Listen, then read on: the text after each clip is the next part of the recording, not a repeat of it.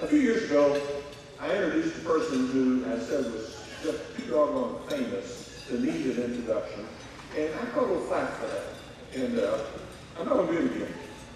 I'm going to get to introduce someone that I know very well, that you know very well, but I didn't know as well as I thought. His name is Roger Staubach, and is your family here today, Roger? Just you, okay. I won't introduce them in that case, but he's executive chairman of Jones, Long, LaSalle, Americas. They got global revenues of $2.7 billion. He merged with them recently, and we're proud of you, Roger. He's got to be the best known athlete in the USA, certainly the best Navy athlete in the USA by a long shot. I went to Wikipedia. You go to Google and do Wikipedia and do it on Roger Staubach. I urge you to do it on Roger Staubach, and you read it from the beginning to the end. You simply won't believe all the things this man has done. It's just an incredible record. A great sports record, and then an incredible business record, and a great civic record. He's done it all. He graduated from the Naval Academy in 1965, and boy, did they hate to see him go, because he was the best quarterback they've ever had, by far. He won the Heisman Trophy in 1963. He beat Notre Dame in 1963, and that hadn't been done again until 2007. His coach, Wayne Harden, best QB ever for Navy. I think maybe one of the best QBs ever in college football. He had an incredible career there. He did his Navy service after the academy, 4 years, volunteered for a year in Vietnam. Didn't have to go, they were willing to stay and play football in the Navy, for that matter, and inspire young people. I was on a trip to the West Coast with him a number of years ago. We went out to an aircraft carrier, about 20 of us, and we got on that carrier. Every kid on that carrier wanted Roger's autograph. And we were there for about 4 or 5 hours, as I recall, and I think he spent about 2/3 of that time very patiently and very nicely signing autographs, asking their name, asking about their family, and thanking them for their service. A true Navy gentleman in every respect. We had the good luck to have him come to Dallas in 1969 to the Dallas Cowboys. That was early in the days of serious professional football, and Roger turned out to be a glowing star in that universe. During his 1969 to 1979 time with the Cowboys, his one-loss record, 116-41. That means he's won 3/4 of every game he ever played with the, and that's pretty much true in the Navy too, maybe a little better. He went to 4 Super Bowls, led the Cowboys to 4 Super Bowls, won 2 of them.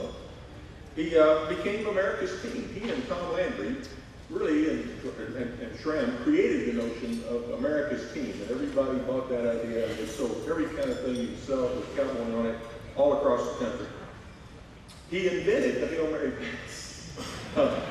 In a 1975 playoff game with Minnesota Vikings, and Cowboys were behind, and comeback cowboy, Roger Staubach, Mr. Comeback, engineered a long pass to Drew Pearson, who then stepped into the end zone, and they won 17-14 after being behind 14-10. People asked him, well, what were you thinking out there? He said, man, I just said a Hail Mary and threw it.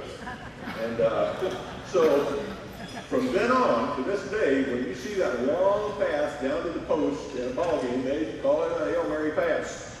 He is the inventor of it. He was the most valuable player in Super Bowl 1972.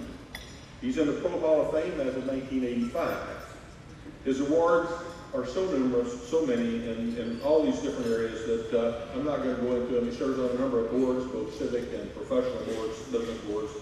He's a great supporter of Dallas. He was named by the Dallas Business Journal Person of the Year in 2007. He's a hero to all of us, everybody in the Navy, everybody in the sport. Roger Staubach.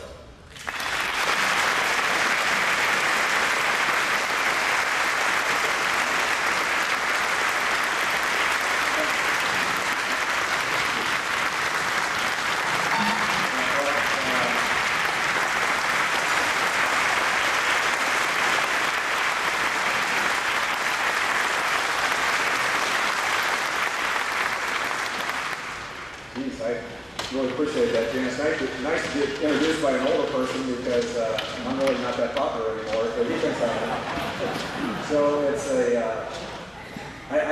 introduced Pat Walsh at luncheon 2 years ago, and I think Jan just had to come up here. So today, I don't know, we got my resume on YouTube or something. So it was my job was to introduce Kay, but you know, at our table, I just want to mention our company now is we've merged, but we've got a lot of military in our company, and at the table we got some representative West Point, Scott, and Steve Holly's Navy SEAL that just joined us from the U.S. Naval Academy, and David Carroll's over there from the Air Force Academy, and we got a couple graduates from the Naval Academy and a prospect. So, and we have Larry Kimler used to be with our company a long time. He was in World War II. No, I'm just kidding. But Calvin Cooper's with our company. He was in World War I. He's turning 80 this week, and he's been with the company. I'm glad he's still there because I'm not the oldest person in the company. So we've had good representation from the military, and I just can't say how proud I have been to have the common denominator in my life with the military. I was, went to academy and had 4 years with my heroes, and I got the chance to sign footballs for the military, and they, look at that as an athlete, but the real heroes are the military themselves, the men and women who fight the good fight for us every day and committed their career to our services to protect this great country. And so those are the real heroes, and it's a privilege to me to be part of that military group by attending the Naval Academy and getting a chance to spend 4 years in the service. I get the privilege to introduce our U.S. Senator from the state of Texas, and as I had some notes and I put them down. My arm is actually in pretty good shape as I've gotten older, but my eyes, I eventually put these glasses on. As we salute America's veterans and we approach the day that our nation set aside to honor those who have put their lives at risk for our country, it is a privilege.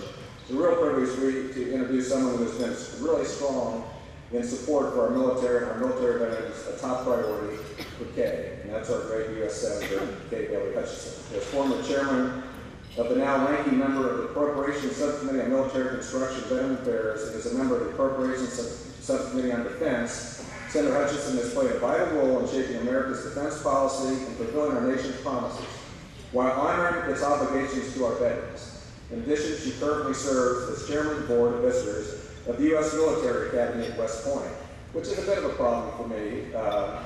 Just 1 day a year, so I guess I assume on December the 6th, the Kay will be pulling for Army in the Army-Navy game, and I have a hard time getting Kay to support my old athletic teams. She was a cheerleader at the University of Texas.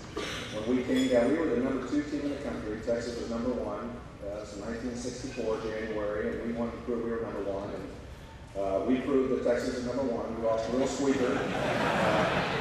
Kay was over there on the sidelines, screaming away, and I've never forgiven her for that. I never wanted to come back to Dallas, Texas after that game, but came back, and it's the best thing that's ever happened to my wife and my family to be here in Dallas, Texas since 1969.